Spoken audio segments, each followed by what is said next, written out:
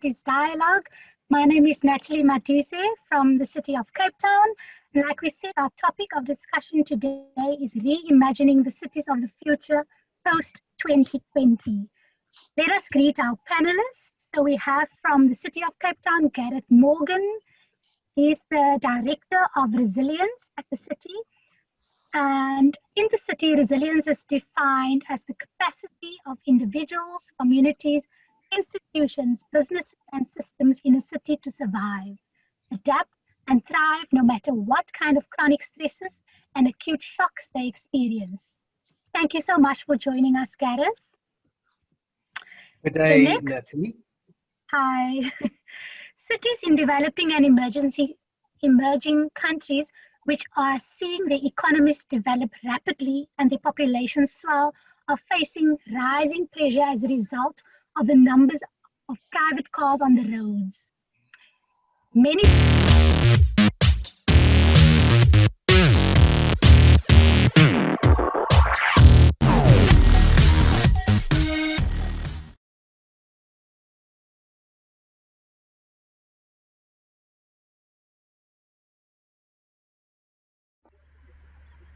Ladies and gentlemen, welcome to Day 2. It's my privilege to introduce Mr. Sipho Zikode, that is going to open this day with a brief introduction. He is the Deputy Director General from the Department of Trade, Industry and Competition. Welcome, Mr. Zikode. Good morning, ladies and gentlemen. Welcome to the South African Innovation Summit 2020. My name is Sipho Zikode. I am the Deputy Director General at the Department of Trade, Industry and Competition. I'm responsible for spatial industrial development and economic transformation. Spatial industrial development, we have programs like the special economic zones and industrial parks. But under the economic transformation, we have the big one, the BBBE program, the Black Industrialist, and many others. But we have cross-cutting programs like the Innovation and Technology program. This program supports the grassroots innovators, the big and small industries that are in the innovation space. We have new programs in the pipeline. Some will be launched by our Deputy Minister here, and one of those programs is what we call KEEP in short. And KEEP in full means the Huebo Innovation Promotion Program. This one really is targeting those grassroots innovators, the SMMEs that are quick in designing new solutions and coming up with products for commercialization. So this funding will be assisting them to really commercialize and get into the market in a bit of easier way. So we are very happy to be here as the Department of Trade, Industry and Competition, and we will continue to support this forum that is bringing together everybody into this platform and assist our grassroots innovators and our big companies and entrepreneurs.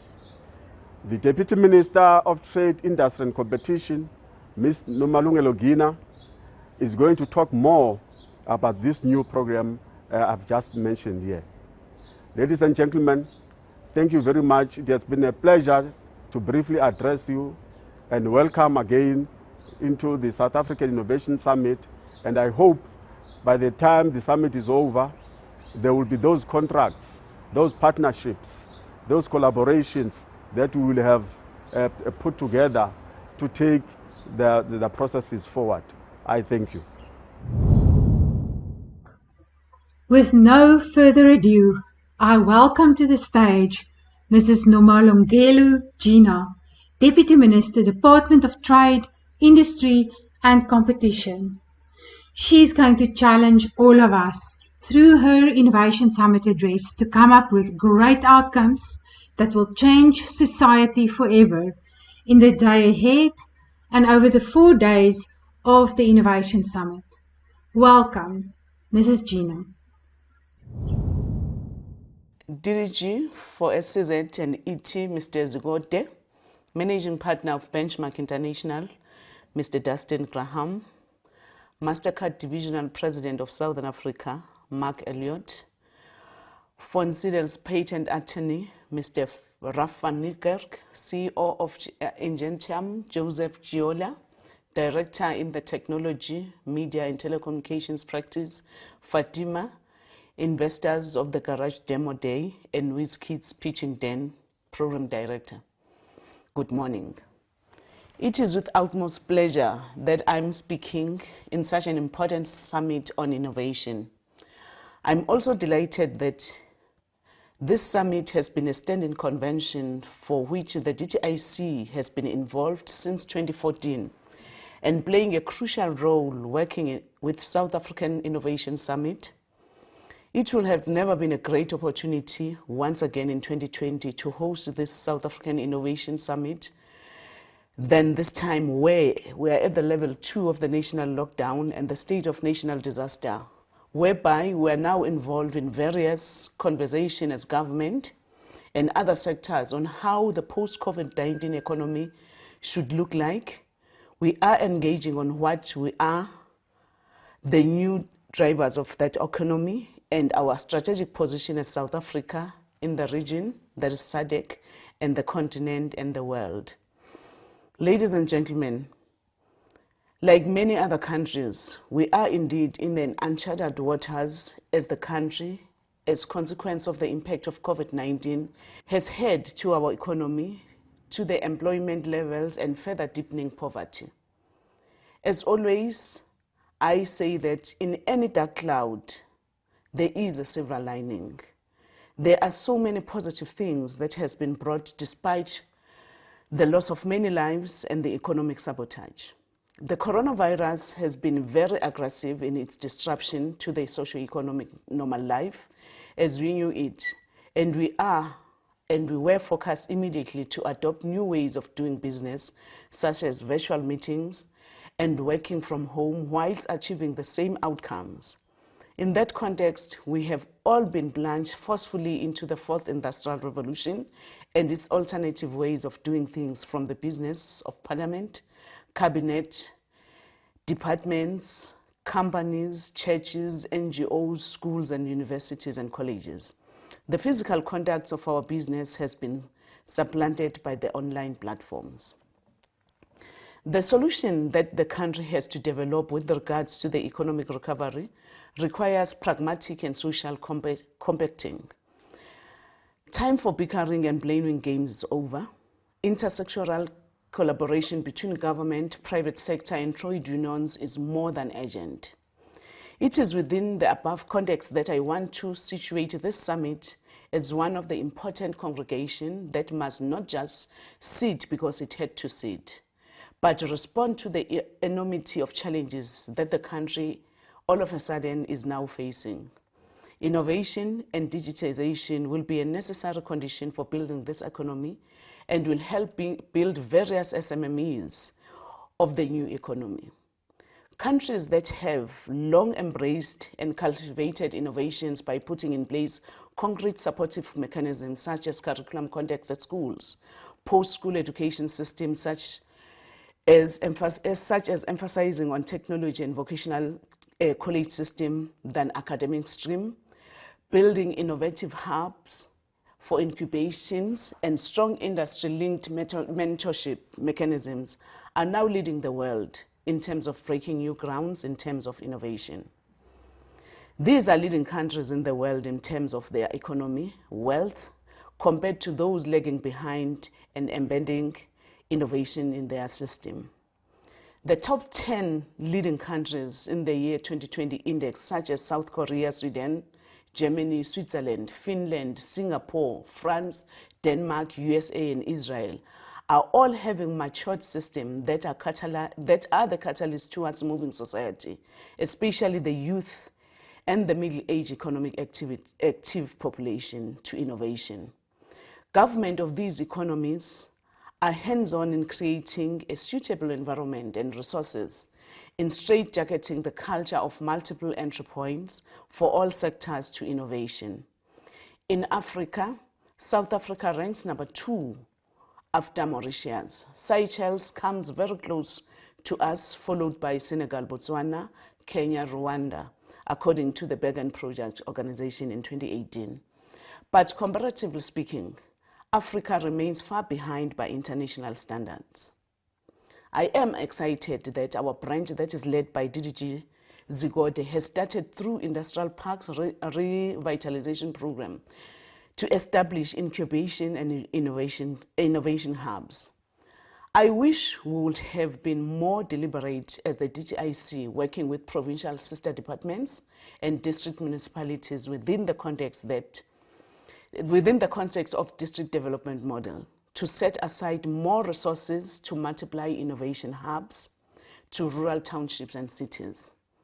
The maintenance and sustainability of the hubs will be a product of co-funding between ourselves, provincial line departments, and the host district municipalities. The cumulative weight of spin-offs from these investments is a long-term one for the prosperity of our country as a whole. It is not just an exaggeration that the symbiosis of innovation and digital economy is now a pervasive juggernaut that is globally tearing down any inhibitive firewalls. It offers no space for naysayers whose intent is to swim against its tide. We all have to adapt and strive to be the best in it if we are to survive and prosper. Old economic methods are now dying natural death. The digital economy, whose bedrock is innovation, is taking over. According to the innovation manager Paul Hofcraft, in his article in the blog Hyper, written in 18 July 2018 under the title, The Innovation World is Changing Due to Fourth Industrial Revolution, he made important observation, open quote, "The days of simple production innovation are dwindling. It is through the Fourth Industrial Revolution, also known as Industry 4.0, currently being undertaken, that technology, talent, and new innovation ecosystem are emerging, building greater complexity into our final innovation offerings. Intelligent automation and technology are fueling this new industrial revolution. And this is the unprecedented exponential pace of change and increasingly reliant in collaborating platforms to realize the results more radical innovations. Organizations everywhere are facing mounting pressure to transform, to shift from product-centric business models to new models focused on creating and capturing different sources of new value. As a result, innovation is becoming more complex." Close quote. Ladies and gentlemen, this summit must answer these questions. Where is South Africa amongst the countries who have embraced its own norm, the advent of innovation?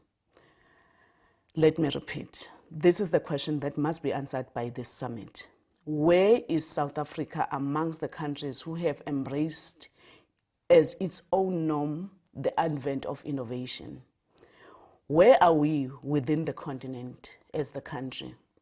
What is it that needs to be changed, and what support mechanisms are required so that we can gallop to the front line and be part of the new economy phenomenon? I'm encouraged that on the digital side, the President chairs a Fourth Industrial Revolution Commission, whose work, as I suppose, should be to find concrete expression here in this summit. As a country, we don't have any time anymore on our side. We are lagging behind. The post-COVID-19 economy that we intend building must be centered around stimulating innovation and digitization. Let's go out and encourage investors to come forward with their various interventions.